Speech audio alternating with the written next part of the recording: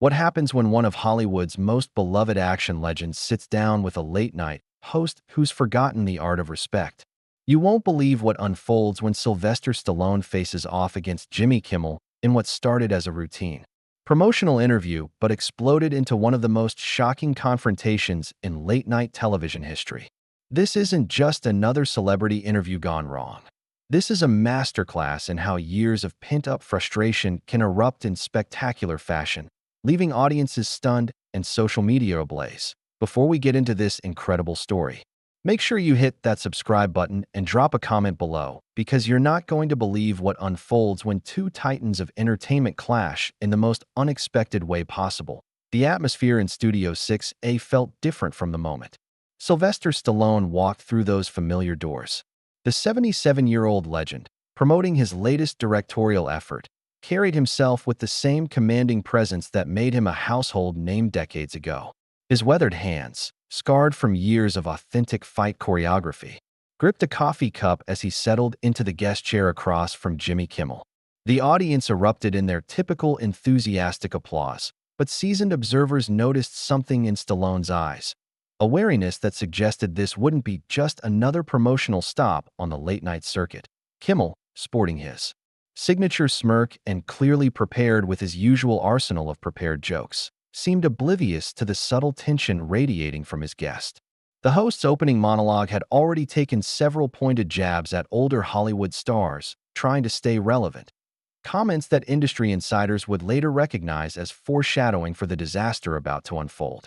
As the show's familiar theme music faded and the cameras focused on the interview setup, Kimmel launched into his introduction with characteristic smugness. "Ladies and gentlemen, please welcome the Italian stallion himself, Sylvester Stallone."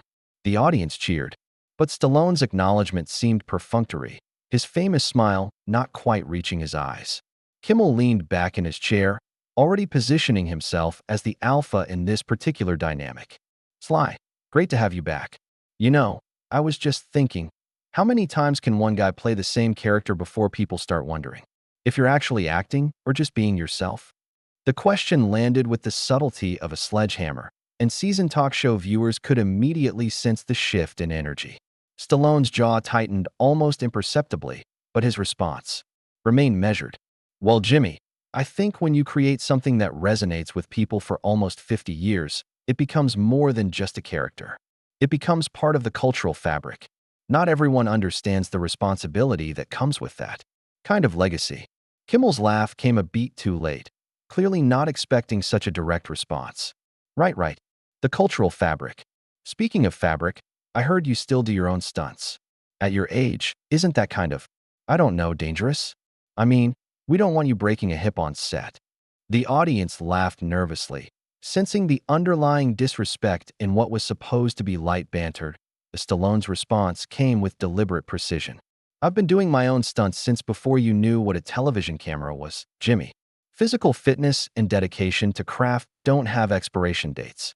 But I suppose someone who's never pushed their body beyond walking from the desk to the guest chair wouldn't understand that concept." The temperature in the studio dropped several degrees. Kimmel's smile became more forced, his confidence wavering as he realized his guest wasn't going to simply laugh along with the jokes at his own expense. The host attempted to regain control by shifting tactics, but his next move would prove to be a critical miscalculation. "Hey, no need to get defensive, Sly. I'm just saying, there comes a time when maybe it's better to let the younger guys handle the heavy lifting. You know, pass the torch. Some of us know when to step aside gracefully." Kimmel's words carried an unmistakable condescension, delivered with the smug certainty of someone who believed his position as host gave him immunity from consequence. Stallone leaned forward slightly, his voice taking on the gravelly intensity that had made him famous. "Stepping aside gracefully. That's interesting advice coming from someone whose idea of heavy lifting is reading jokes other people wrote for you off a teleprompter. Tell me, Jimmy, what exactly have you built with your own hands? What legacy are you leaving beyond cheap shots at people who've actually accomplished something?" The audience fell into an uncomfortable silence. This wasn't the playful celebrity banter they'd come to expect. This was real tension, raw and unfiltered, playing out in real time on national television. Kimmel's production team could be seen shuffling nervously in the wings, clearly unprepared for this level of genuine conflict. Kimmel attempted to laugh it off, but his discomfort was becoming increasingly obvious. Wow, okay. Someone's feeling a little sensitive tonight. Look, I'm just trying to have some fun here. This is supposed to be entertainment, not a philosophy class about legacy and accomplishment. His tone carried a dismissive edge that suggested he still hadn't grasped the magnitude of his miscalculation. Entertainment, Stallone repeated, the word dripping with disdain. Is that what you call it when you invite guests on your show just to mock them? When you use your platform to tear down people who've spent their lives building something meaningful? I've been in this business for 5 decades, Jimmy. I've seen hosts who understood that their job was to elevate their guests, not diminish them for cheap laughs. The comparison was clear, and everyone in the studio understood the implication. Kimmel's face flushed slightly, his carefully maintained composure beginning to crack under the weight of Stallone's unflinching critique.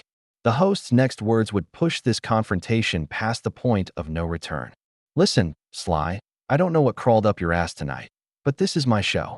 I ask the questions, I make the jokes, and guests like you come on to promote whatever movie you're trying to squeeze a few more dollars out of.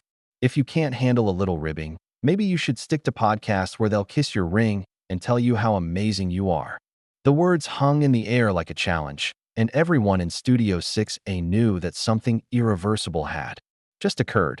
Stallone's eyes narrowed, his legendary composure finally beginning to show cracks. The man who had portrayed some of cinema's most resilient characters was about to show Jimmy Kimmel exactly what happens when respect is discarded and professionalism is abandoned in favor of ego and arrogance. But what happened next would transform this interview from an uncomfortable moment into television history. The silence that followed Kimmel's arrogant declaration stretched for what felt like an eternity. Stallone sat perfectly still, his hands clasped. In front of him, studying the host with the calculating gaze of someone who had faced down countless opponents both on screen and off. When he finally spoke, his voice carried the quiet authority of a man who had earned every syllable of respect through blood, sweat, and decades of unwavering dedication. Your show, Stallone repeated slowly, each word deliberate and measured. You know what, Jimmy? You're absolutely right. This is your show, your stage, your rules. But here's something you might not understand. Respect isn't something you can command from behind a desk. It's something you earn through how you treat people, especially when you hold all the power in the room. Kimmel shifted uncomfortably, his earlier bravado beginning to evaporate as he realized the gravity of what he had unleashed. The audience remained dead silent, sensing they were witnessing something unprecedented. This wasn't scripted television, drama. This was two men, each representing different eras of entertainment, engaging in a battle of principles that had been building for years. And let me tell you something else about respect, Stallone continued, his voice gaining intensity without losing its controlled edge. I've been in rooms with some of the most powerful people in Hollywood. Directors who could make or break careers with a single phone call. Studio executives who controlled $100 million budgets. You know what separated the good ones from the ones who didn't last? The good ones understood that everyone in that room, from the biggest star to the craft services guy, deserved to be treated with dignity. Kimmel attempted to interject, but Stallone's raised hand silenced him with surprising authority. I'm not finished. You want to talk about accomplishments? Let me tell you about accomplishment. I wrote Rocky in 3.5 days while I was broke, living in a 1-bedroom apartment, selling my dog because I couldn't afford to feed him. Every studio in town wanted to buy that script, but they all wanted to cast someone else. I said, no, I believed in something bigger than a quick payday. The host's face had gone pale, clearly unprepared for this level of raw honesty and controlled fury. His usual quips and deflections seemed pathetically inadequate against Stallone's unwavering intensity. The production staff in the wings looked like deer caught in headlights, uncertain whether to cut to commercial or let this historic moment play out. You know what happened next? Stallone's voice rose slightly, passion bleeding through his measured delivery. That movie made over $200 million worldwide. It won 3 Academy Awards, including Best Picture. It launched a franchise that's still going strong today. But more importantly, it gave hope to people who felt like underdogs. It showed them that with enough heart and determination, you could Overcome any obstacle. That's what accomplishment looks like, Jimmy. Not tearing people down for laughs, but building something that lifts people up. Kimmel finally found his voice, but his words came out smaller than before, lacking the commanding presence he'd started with. Look, Sly, I think you're taking this a little too seriously. It's just entertainment. People come here to laugh, to have fun. They don't want some heavy lecture about what? Stallone cut him off, his patience finally beginning to fray. About integrity? About treating people with respect? About understanding the responsibility that comes with having a platform? You're right, Jimmy. People do come here to laugh. But there's a difference between laughing with someone and laughing at them. There's a difference between entertainment and humiliation. The host tried to regain control of the situation, but it was like trying to hold back a dam with his bare hands. I mean, come on. You've done comedy. You've made fun of yourself plenty of times. What's the difference? Stallone's laugh was sharp and humorless. The difference is choice, Jimmy. When I make fun of myself, it's my choice. When I let other people make fun of me, it's because there's mutual respect and understanding. What you're doing isn't comedy. It's bullying with a live studio audience. You're using your position as host to punch down at people who come here as your guests, trusting that you'll treat them with basic professional courtesy. The weight of Stallone's words seemed to press down on the entire studio. Even the typically animated late-night audience sat in stunned silence, processing the raw truth of what they were witnessing. This wasn't just a celebrity having a bad interview. This was a masterclass in dignity under fire, delivered by someone who had spent decades earning the right to speak with such authority that Kimmel's desperation was becoming increasingly apparent. His usual arsenal of jokes and deflections had proven useless against Stallone's uncompromising honesty. I don't know what you want me to say here, Sly. This is how late-night television works. This is what people expect. If you can't handle a little heat, maybe you shouldn't be in the kitchen. That final cliché proved to be the spark that ignited something deeper in Stallone. His composure, which had remained remarkably intact despite the escalating tension, finally showed signs of cracking. Handle the heat?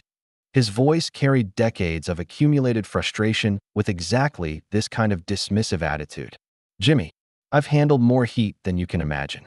I've been written off, counted out, and dismissed more times than I can count. I've had critics tear apart my work, my appearance, my intelligence. You know what the difference is? They were honest about it. They didn't hide behind false hospitality and pretend to be my friend while sharpening their knives. The host's face flushed red, his carefully maintained image of control completely shattered. False hospitality? Are you kidding me? I invited you on my show. I'm giving you a platform to promote your movie. You should be grateful. Those last 3 words hung in the air like a death sentence. Everyone in the studio, from the seasoned camera operators to the youngest production assistants, understood that Jimmy Kimmel had just made a catastrophic mistake. The idea that Sylvester Stallone, a man who had built an empire through sheer force of will and talent, should be grateful for the opportunity to be mocked and belittled on national television was so tone-deaf, so fundamentally disrespectful, that it crossed a line from which there could be no return. Stallone stood up slowly, his movement deliberate and final. The action itself was quiet, almost anticlimactic, but it carried the weight of finality. When he spoke, his voice was barely above a whisper, yet every person in that studio heard every word with crystal clarity. Grateful, he repeated, the word dripping with contempt. Grateful to be disrespected by someone who wouldn't last 5 minutes doing what I do. Grateful to sit here and smile while you tear down everything I've worked for. Grateful to pretend that your insults are somehow helping my career. He shook his head slowly, a gesture that conveyed more disappointment than anger. You know what, Jimmy? I think our time here is done. But as Stallone moved toward what everyone assumed would be his exit, Kimmel made one final, desperate attempt to salvage his dignity. Wait, wait, wait. Kimmel called out, his voice cracking with panic. As he realized the magnitude of what was happening, the host shot up from his chair, abandoning any pretense of maintaining his composed television persona. You can't just walk out. This is live television. You have a contract. You can't just storm off because you can't take a joke. Stallone stopped mid-stride, his back still turned to the host. The silence that followed was deafening, broken only by the subtle hum of the studio lights and the barely audible whispers of crew members who couldn't believe what they were witnessing. When Stallone slowly turned around, his face carried an expression that had terrified fictional opponents across 5 decades of cinema. But this time, it was completely real. Can't take a joke? Stallone's voice was dangerously quiet, each word enunciated with surgical precision. Jimmy, let me explain something to you about jokes. A joke requires wit, timing, and most importantly, it requires that everyone involved gets to laugh. What you've been doing tonight isn't comedy. It's cruelty dressed up as entertainment. And the only person laughing is you. Kimmel's desperation became increasingly apparent as he realized his career was potentially crumbling in real time. Come on, Sly. Don't be like this. Sit back down. We'll finish the interview. Talk about your movie. Everything will be fine. The audience wants to hear about your project. The audience, Stallone repeated, turning to face the crowd that had sat in stunned silence throughout this unprecedented confrontation. You know what? You're right. Let's talk to the audience. He stepped closer to the crowd, addressing them directly while Kimmel watched helplessly from behind his desk. How many of you came here tonight expecting to see a host tear down his guest? How many of you thought you'd witness someone use their position of power to humiliate someone who came here in good faith? The audience remained silent, but their expressions spoke volumes. Uncomfortable glances were exchanged, and several people could be seen shaking their heads in disapproval. One older woman in the front row actually looked close to tears, clearly moved by the raw honesty of what she was witnessing. Stallone continued, his voice carrying to every corner of the studio. I've been coming on talk shows for 50 years. I've sat across from legends like Johnny Carson, David Letterman, and Jay Leno. You know what they understood that seems to be lost today? They understood that when you invite someone onto your show, they become your guest. And you treat guests with respect, not as targets for your insecurities. Kimmel, sensing the room completely turning against him, made one last desperate play. Insecurities? Are you serious? I'm one of the most successful hosts in late-night television. I don't have insecurities about some washed-up action star who can't accept that his time is over. The words hit the studio like a physical blow. Even Kimmel seemed to realize immediately that he had gone too far, his face paling as the full implications of his statement sank in. The production staff looked mortified, knowing that this moment would be replayed endlessly across social media and news outlets. This wasn't just a bad interview anymore. This was a career-defining disaster. Stallone's response came with the controlled fury of a master craftsman who had just watched his life's work being dismissed by someone who had never created anything of lasting value. Washed up? Time is over. He walked slowly back toward Kimmel's desk, his movement deliberate and intimidating. Jimmy, when you were still figuring out how to tie your shoes, I was already building a legacy that would outlast both of us. When you're forgotten, when your show is canceled and your jokes are collecting dust in some writer's room, Rocky Balboa will still be inspiring people to fight for their dreams. The host tried to interrupt, but Stallone's raised hand silenced him with absolute authority. You want to talk about time being over? Let me tell you whose time is over. It's over for hosts who think their job is to tear people down instead of building them up. It's over for entertainers who confuse cruelty with comedy. It's over for people who use their platform to satisfy their own petty jealousies instead of serving their audience. Kimmel's face had gone completely white, beads of sweat visible on his forehead as he realized the full scope of his miscalculation. Sly, please, I think we both got a little heated here. Why don't we just— No. Stallone cut him off with finality. We're not going to pretend this didn't happen. We're not going to smooth this over with some fake apology and a handshake. For the cameras, what happened here tonight was real, and it needed to happen. Someone needed to stand up and say that this isn't acceptable, that treating people with dignity isn't optional. It's basic human decency. The legendary actor began removing his microphone, his movements deliberate and final. You know what the real tragedy is, Jimmy? You had an opportunity tonight to interview someone who's lived an extraordinary life, who's overcome incredible obstacles, who's built something meaningful that will outlast both of us.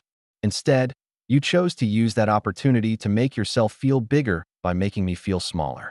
That says everything anyone needs to know about your character. As Stallone handed his microphone to a stunned production assistant, Kimmel made One final, pathetic attempt to salvage the situation. Wait, the show isn't over. We still have the cooking segment. The musical guest. You can't just leave. Stallone paused at the edge of the stage, looking back one final time. Jimmy, the show was over the moment you decided to treat your guest with disrespect. Everything else is just noise. He turned to the audience, offering them a genuine smile. For the first time all evening. Thank you for your time tonight. I hope you'll remember that everyone deserves to be treated with dignity, whether they're sitting in that chair or sitting in your seats. With that, Sylvester Stallone walked off the Jimmy Kimmel Live stage with the same dignity and strength that had defined his entire career. The studio remained in stunned silence as the reality of what had just transpired began to sink in.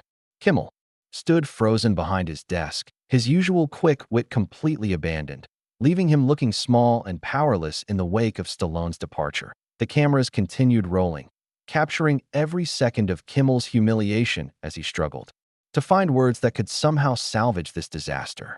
Well, ladies and gentlemen, we're going to take a quick commercial break, he stammered, his voice barely audible. When we come back, we'll have our musical guest. But everyone in that studio knew that no musical guest, no cooking segment, no amount of scripted entertainment could erase what had just happened. They had witnessed something rare in the manufactured world of late-night television, a moment of complete authenticity, where respect and dignity triumphed over cheap laughs and manufactured controversy. As the show cut to commercial and the studio lights dimmed, one thing was crystal clear. Jimmy Kimmel had just learned the hard way that some guests don't just have star power, they have the strength of character to use it when it matters most. And Sylvester Stallone had just reminded everyone exactly why legends are legendary.